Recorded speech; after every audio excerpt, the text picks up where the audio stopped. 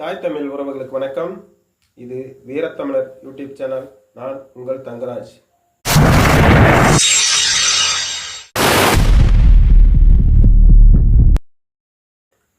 இன்னைக்கு எதை பற்றி பார்க்க போகிறோம்னா, மனித வரலாறு பாகம் 2. போன தொடரில் சிங்கத்தை சிங்க கூட்டங்களை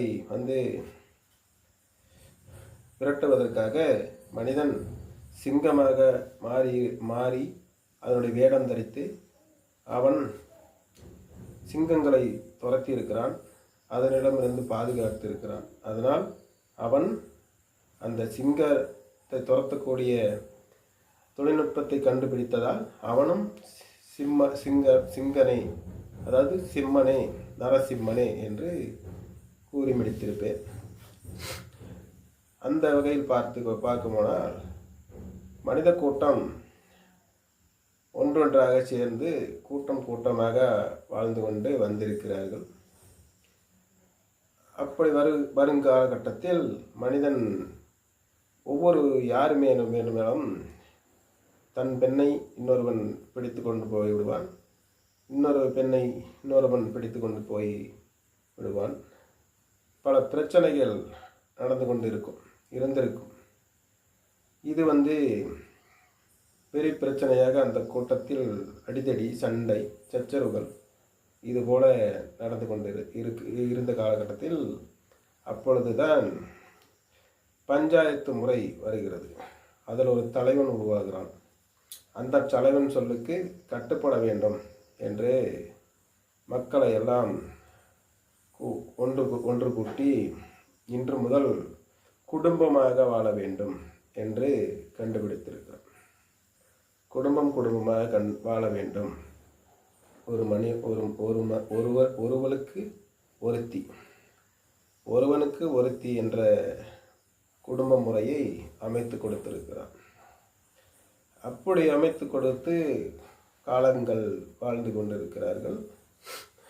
அப்பொழுதுதான் அதுக்கு பிறகுதான் தனிச்சொத்து என்று வருகிறது. காடுகளில் திரியும் மாடுகள், ஆடுகள், கோழிகள் இவைகளை தன் பக்கத்திலேயே பிடித்து அதனை பழக்கி தான் ஒரு கிட்டே சென்று கொஞ்சம் கொஞ்சமாக வனத்தில் மேய்கின்ற மாடுகளை போய் கிட்டே நின்று பழக்கி அதனுடன் தோளோடு தோள் சேர்ந்து அரவணைத்து தன்னுடன் அழைத்து வர அளவுக்கு அந்த மாடுகள், ஆடுகளிடம் பழகி தன்னுடன் அழைத்து வந்திருக்கிறான். அதற்கு முன்னதாகவே நாய்களை அவன் பழக்கியிருக்கிறான். நாய்கள் அதனுடைய குட்டிகளை எடுத்து வளர்த்தி இருக்கிறான். வளர்த்தி தான் வேட்டையாடுவதற்கு முதலில் நாய்களைத்தான் பழத்திருக்கிறான். பழக்கி அதனுடைய பழக்கத்தின்படி அது மனிதனுக்கு கட்டுப்பட்டு வருகிறது.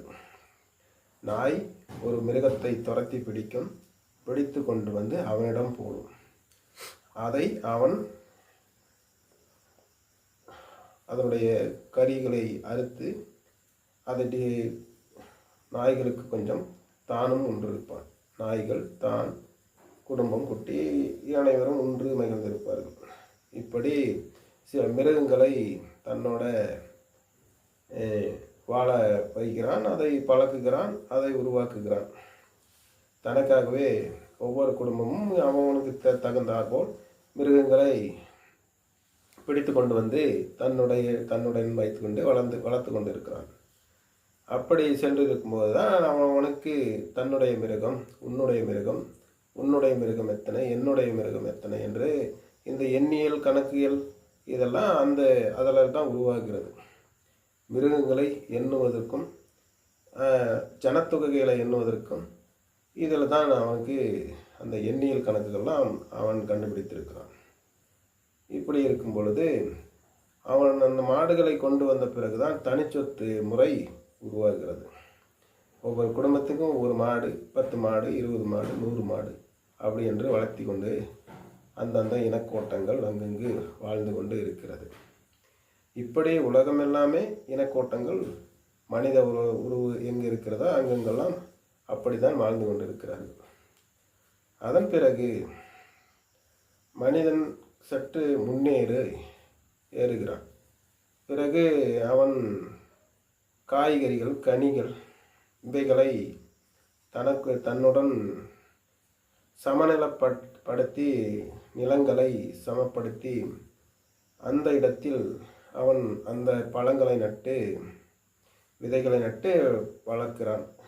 காடுகளில் இருந்த கொய்யா, மா, பலா போன்ற பல மரங்களை தன்னுடன் எடுத்து வந்து அவன் வளர்க்க தொடங்குகிறான். அதில் அவன் கண்டுபிடித்தது விவசாயத்தை கண்டுபிடிக்கிறான். இதில் நாம் வைத்தால் இது நமக்கு நீடூழி பயன் தரும் அப்படின்னு அவன் விவசாயத்தை கண்டுபிடிக்கிறான். இப்படி கண்டுபிடித்த மனிதன் இன்னும் காலம் செல்ல செல்ல அவனுக்கு கூட்டங்கள் பெருகி விடுகிறது. ஆகையால் அந்த ஓர் குடும்பம் என்று இருந்தது பல குடும்பங்களானது, பல லட்சம் குடும்பங்களானது. அப்படி ஆகும் பொழுது யாரிடம் கல்யாணம் செய்வது, பெண் கொடுப்பது, பெண் எடுப்பது இதில் தெரியாத போய்விடுகிறது. இந்த முறையை கண்டுபிடிப்பதற்கு அவன் ஒரு யோசித்து பார்க்கிறார்கள். எல்லாம் என்ன செய்வது, யாருக்கு பெண் கொடுப்பது, என்ன முறை வைத்து கூப்பிடுவது என்று தெரியவில்லை. ஒவ்வொருத்தருக்கும் ஒரு முறை இருக்கும். அண்ணா, தம்பி என்று, மாமா, மைத்தான் என்று. தன்னுடைய தங்கையை இன்னொருவனுக்கு கொடுத்தால் மட்டும்தான் அவன் மாமனாவான், மைத்துனன் ஆவான். அப்படி இருக்கும் பொழுது அந்த இனக்கூட்டங்களில் குடும்பங்கள் உருவாகி எல்லாம் உருவான பிறகு கூட்டங்கள் அதிகரிக்கிறது. இப்படி இருக்கும்போது யார் அண்ணன், யார் தம்பி என்று வரையறுக்க முடியவில்லை. கூட்டங்கள் அதிகமாகிவிட்டது. அப்பொழுது தான் மனிதன் குலதெய்வம் என்ற முறைக்கு வருகிறான். ஒரு மனிதன், ஒரு குடும்பம், தன் முன்னோர்கள் அந்த குடும்பத்தில் இறந்திருப்பார்கள். அப்படி இறந்தவன் அவர்களுக்கு குலதெய்வம், குல முன்னோன்.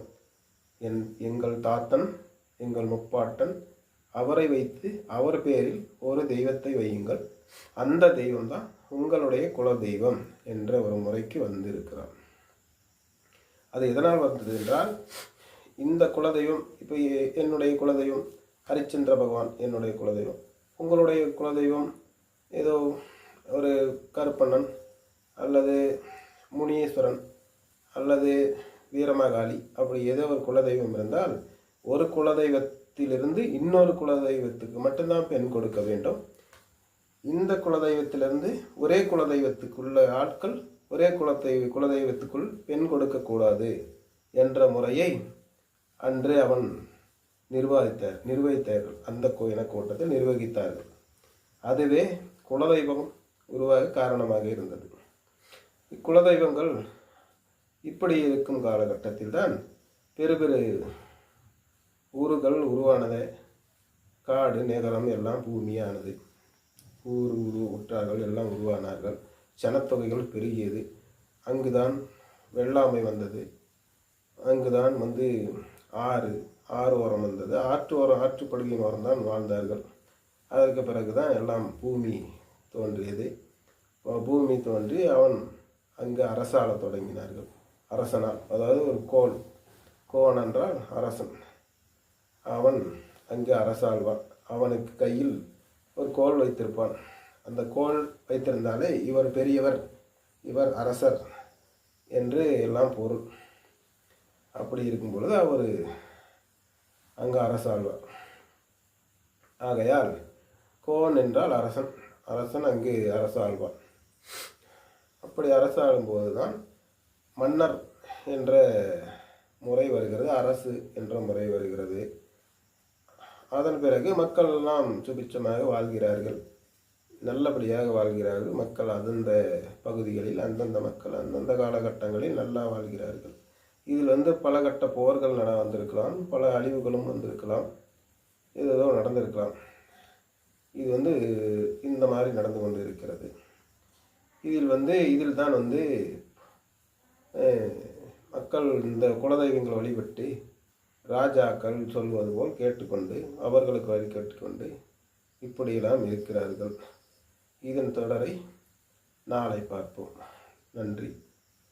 இந்த பதிவு உங்களுக்கு பிடித்திருந்தால் எனது சேனலை லைக் பண்ணுங்கள், ஷேர் பண்ணுங்கள். மக்களுக்கு தெளிவுற வேண்டும். குலம் என்றால் என்ன, நாம் யார் என்றெல்லாம் தெளிவுற வேண்டும். அதனால் என்னை ஆதரியுங்கள். நன்றி, வணக்கம்.